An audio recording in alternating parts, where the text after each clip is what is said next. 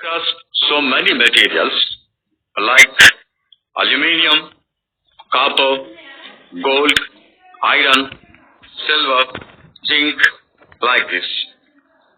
Suppose you observe these materials. These ornaments are made up of gold. These ornaments made up of silver. Now this axe is made up of wood and iron. And these nails are made up of iron. Among these materials, some are metals, some are non-metals.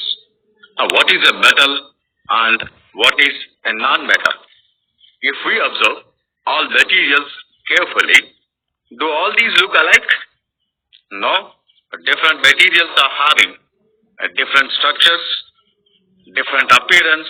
Some are shiny, some are hard and soft, some are brittle, some we can break easily, some we cannot break easily, like this. Now we try to find two groups of these materials, and our aim is discussing and comparing them in detail in this chapter. First we take some physical properties of these materials. First one is appearance.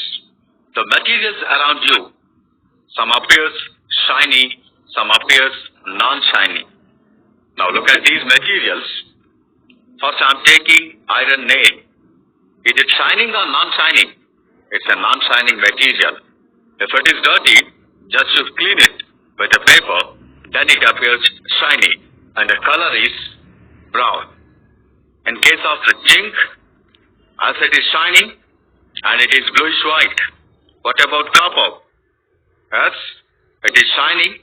If it is dirty, just you clean it with a paper, then it appears shiny and it is a red-orange color. Then this is sulfur. What about it? It's a powder. It's a lemon yellow in color. It is non-shining.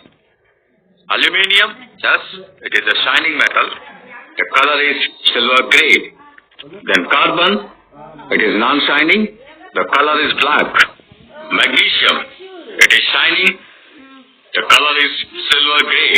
Iodine, as it is shiny and the color is violet. Now taking this information, can we group the materials into metals, non-metals? No, we cannot. A general property of metals we can give. Metals are lustrous, that is shining. Now the question is, all shiny materials are metals? For example, we know that a mirror is lustrous. Is it a metal? No. Therefore, this property is not enough to decide either the material is a metal or a non-metal. Now another property, sonority. What it means? You take a nail, you allow it to fall on the floor. When it touches the floor, what happens? It made a ringing sound. Apart from this, can you observe this kind of sound from any other materials? Yes, a school bell, bells in temple, but what about wooden bells? No, they cannot produce the sound. Do all materials produce the sound? When they drop it on hot surface, some produces the sound, some may not produce the sound. A copper plate, when it is dropped, it produces the sound. A paper, when it is dropped, it cannot produce the sound. Similarly, you drop a piece of coal on the floor and listen the sound. Is coal sonorous? No. And take the materials what you have taken in previous activity and try to listen the sound. That is iron nails, copper, zinc, sulfur powder, aluminium, carbon, magnesium. Then what you can observe? Iron produces the sound, copper produces the sound, zinc produces the sound, carbon does not produce the sound, iodine, it cannot produce the sound. Now what similarity do you notice among materials which produces the sound? You may notice that some of the materials produce the sound and some of them do not. And materials which produce a ringing sound are called sonorous materials. Generally, most of the metals are sonorous. Generally, materials other than metals are non-sonorous. And these two properties, luster and sonority, are the properties associated with the metals. But depending upon these two properties, we cannot say it is a metal. But there is no need to all metals should possess this property. For example, mercury is a metal. It does not emit the sound. That is, it is not sonorous. Now the question is, which property of metals first attracts the attention of human beings? The story of early tools will give you a hint. Do you think tools were always made up of metals? No. Early human beings made their tools from what was easily available, stone and wood. Later, they used the bones of the animals. Then they discovered metals like copper and iron. Tools made up of copper and iron are much stronger than the tools made of stone and wood. Metals had more advantages, not just being harder, but they could be heated in a fire and molded or cast into different shapes. So it became possible to make a wider range of tools with such metals. That means using metal, we can prepare any kind of tool what we require. For example, iron is a metal. Using iron, you can design so many tools as well as utilities what you can use. Stone is also harder, but using stone, can you prepare all these kinds? No. Therefore, so iron is more advantageous compared to stone. Now the other property of the metal, that is malleability, we know that silver foils used to decorate the sweets. Thin aluminium foils are used for packing food. Similarly also, a blacksmith at work. He beats a hot iron piece repeatedly till its shape changes. Is it possible to bring the same change in the shape of a clay material by beating it? No. Suppose if I take a clay material, if you beat it, after some time what happens? It turns into powder. But in case of iron, it is not like that. You can change the shape of iron what you like. That is the advantage of metal over a non-metal. You take some materials like iron, copper, gold, silver. By beating with a hammer, you can flatten them. Suppose we consider any material made up of plaster of Paris or clay. By beating them, what happens? They convert into powder. Suppose if I take a stone, you beat with a hammer, can you observe any change? Up to some force, there will be no change. And beyond it, it also breaks. Some of the samples, when beaten hard, were flattened, various materials broke into pieces or become a powder. The materials which can be flattened into thin sheets are called malleable materials, and malleability is one of the properties associated with the metals. This we can observe in case of iron. But one thing, you may not able to flatten iron, but a blacksmith can do it. What he do? He heats it before beating. So we can say that materials differ in the range of their malleability. Metals like aluminium, silver and gold highly malleable. For example, you consider silver and gold. You can prepare very thin foils using silver and gold, but it is not possible with iron. One of the property of the metals is malleability is one of the properties associated with metals. And we discuss another property.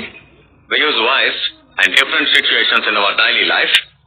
For example, the wires which are made up of iron, aluminium, copper, all this. I am giving some samples. You try to answer, can we convert into wires or not?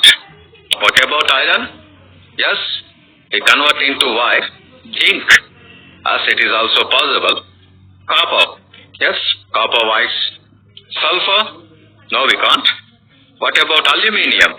We can convert aluminum into wires. Carbon? No. Magnesium? Yes. Iodine? No. From this what you can observe? Iron, zinc, copper, aluminium, magnesium. These can be converted into wires. Now from this you decide which kind of material can be converted into wire. Yes, metals can be converted into wires. That means some materials can be drawn into wires and some materials cannot be drawn into wires. The property of drawing a material to make fine wires is called ductility, and most metals are ductile.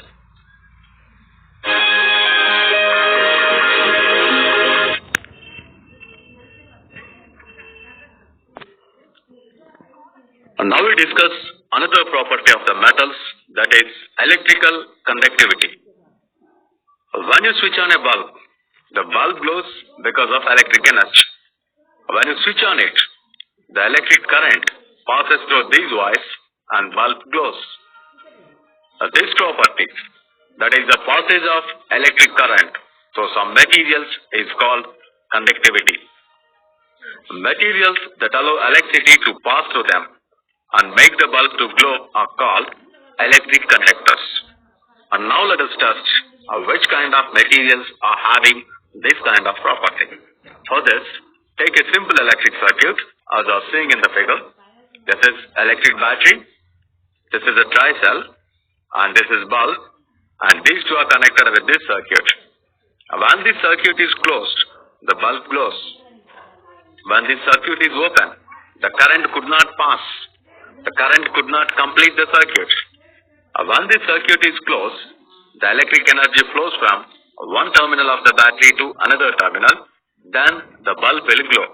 If this circuit is open, the electric current cannot pass from one terminal to another terminal, the bulb will not glow. Now in this circuit, a gap is left here. You place some iron nail at this gap. Then what you can observe? As bulb glows, when electric current can pass through this, then only the bulb can glow. That means, is this a conductor or not? This allowing. This material allow electricity to pass through it. Is it a conductor? Yes, it is conductor. You replace this iron with a zinc base. Here also you are observing the bulb glows. If this is replaced with copper, as bulb glows. Suppose if these two ends are placed in sulfur, no bulb will not glow. In this gap, aluminium is arranged, as bulb glows. What about carbon? Bulb will not glow. Magnesium, bulb glows. If iodine is placed here, bulb will not glow. From this experiment, what we can observe? The materials iron, zinc, copper, aluminium, magnesium. These materials conduct electricity. These are metals. What about sulfur, carbon, iodine? They are not conducting electric current, and these are non-metals. Therefore, we can come to a conclusion. Most metals like iron, copper, and aluminium are good conductors of electricity, and non-metals are non-conductors. Suppose if you observe a screwdriver, this is made up of iron and this is made up of plastic. This is a conductor. This is not a conductor. The materials which does not allow electricity to pass through them are called insulators. Now this plastic is insulator and this is conductor. Similarly, if you observe so many electrical appliances, the handles are made up of non-conducting materials. Can you guess why? Think about it. You can get the answer. Electric conductivity is a property of metals, and also metals are conductors for heat. To understand the conductivity of heat, you observe this experiment. Now this is a metal rod, and below this rod some nails are sticked with wax. When you supply heat here, you can observe that the nails will fall down. When this wax is in solid state, the nail sticks to the metal. When it melts, then what happens? it falls down.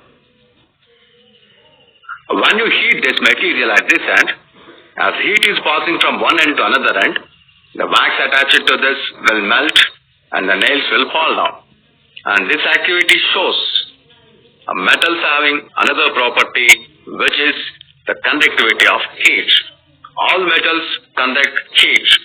All materials do not have equal conductivity. Iron, copper and aluminium cooking vessels are preferred due to their high heat conductivity. Therefore, we find that it is the metals which possesses all the properties of luster, malleability, ductility, sonority, conduction of heat and electricity. And the non-metals generally do not show these properties.